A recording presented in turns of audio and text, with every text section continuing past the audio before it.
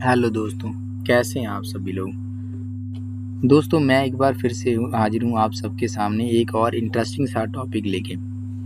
तो आज का हमारा टॉपिक होने वाला है पहले मुर्गी आई जांडा, एक रहस्य जो आपको सोचने पर मजबूर कर देगा। दोस्तों कल्पना कीजिए, एक घना जंगल है, सुबह का समय है, ठंडी ओस पत्तों से गिर रही है, एक चट्टान पर रखा है एक अंडा।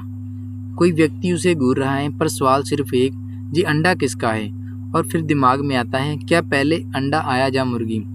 दोस्तों ये सवाल जितना मजाकिया लगता है असल में उतना ही गहरा है, क्योंकि इसका जवाब छिपा है हमारे वजूद की शुरुआत में। आज हम इस सवाल की तह तक जाएंगे, इतिहास, विज्ञान, दर्शन और डीएनए की गहराइयों में उतरेंगे। तो तैयार हो जाइए, क्योंकि ये सफ़र आपकी सोच को हिलाकर रख देगा। दोस्तों ये सवाल कोई स्कूल का जोक नहीं है। 2500 साल पहले अरस्तु ने इस पर विचार किया। उन्होंने कहा दोनों साथ में आए थे, क्योंकि बिना मुर्गी अंडा नहीं है और बिना अंडे के मुर्गी नहीं है। फिर रोमन फिलोसफर ने पूछा, क्या ये सवाल सृष्टि के मूल कारण को छूता है। ये वो दौर था जब लोग धरती को सपाट समझते थे, और तब भी ये सवाल चर्चा में था। क्या ये इंसान का पहला दार्शनिक सवाल है। दोस्तों शायद हाँ, क्योंकि ये सवाल समय, कारण और परिणाम के पूरे कंसेप्ट को चुनौती देता है। दोस्तों अब आते हैं विज्ञान की ओर। चार्ल्स डार्विन के सिद्धांत के अनुसार सभी जीव विकास की प्रक्रिया से गुजरते हैं। एक समय था जब मुर्गी जैसी कोई प्रजाति नहीं थी, लेकिन दोस्तों धीरे धीरे छोटे छोटे म्यूटेशन होते गए, और फिर एक दिन एक ऐसा अंडा आया जिससे निकली पहली असली मुर्गी।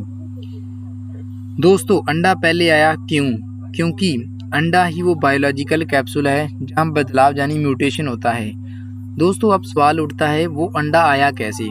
मान लीजिए दो लगभग मुर्गियाँ थीं, उन्होंने मिलकर एक अंडा बनाया। उस अंडे में डीएनए थोड़ा म्यूट हुआ और अब ये अंडा फूटा, तो दोस्तों निकली एक ऐसी मुर्गी जो आज की मुर्गी जैसी थी। यानी वो अंडा एक ब्रिज था पुरानी प्रजातियों से एक नई प्रजाति की ओर। इमेजिन करो, एक अंडा जो लाखों साल के बदलाव का नतीजा था। दोस्तों 2010 में ब्रिटिश साइंटिस्ट ने एक ऐसा प्रोटीन खोजा जिसका नाम था ओवोकैलेक्सिन 17। ये प्रोटीन सिर्फ मुर्गी के शरीर से बनता है, और ये अंडे के शैल को बनाने के लिए ज़रूरी है। दोस्तों अगर ये प्रोटीन सिर्फ मुर्गी बनाती है तो फिर अंडा कैसे आया। शायद वो पहली मुर्गी 100% मुर्गी नहीं थी, उसके अंदर ये प्रोटीन बस डेवलप हो रहा था। यानी एवेल्युएशन ने प्रोटीन पहले नहीं, यानी म्यूटेशन के जरिए धीरे धीरे तैयार किया, और जब ये पूरी तरह एक्टिव हुआ तब आया मुर्गी जैसा अंडा। दोस्तों दार्शनिक कहते हैं, अगर हर चीज़ का कारण है तो पहले कारण आया जा प्रभाव। बिग बैंग से पहले क्या था। वही सवाल चिकन एग में आता है, क्या समय की शुरुआत से पहले कुछ था, जहाँ सब कुछ एक साथ शुरू हुआ।